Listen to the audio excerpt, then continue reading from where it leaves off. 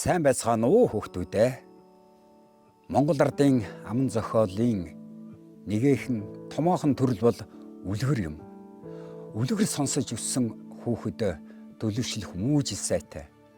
Төсөөлөн бодох чадвартай.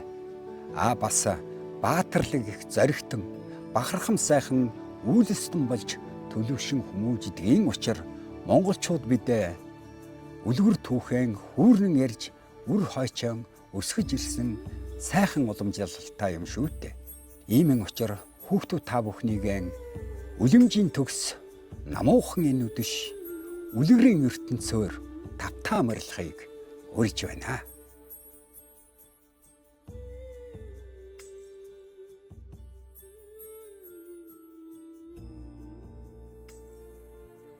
Эртээ урдын цаг нэгэн оног унтаж байгаад эхээсээ төрч хоцоржээ. Тэр ганцаараа ижил олон сүрэг ээжигээ хайж яваад нэгэн удаа зүйлдээ таарч гин унах уудаа зүйлийг ихээ цэнэрхэн онгойлгож үзмээр санагджээ. Тэгээд уудны амиг тайлтал дотроос нь араас шүтэн жарцаасан өлөн хөгчөн гарч иржээ. Чон би чамааг идэндээ маш их өссөж байна. Хормос тэнгэр энийг мэдээд надад антаа зог илгээжээ гэд унгийн итгэр завтлаа. Унах ч маш хэн сандарч байд. Нэгэн туулаа бутан дотроос бултас гэд гараад ирж гин.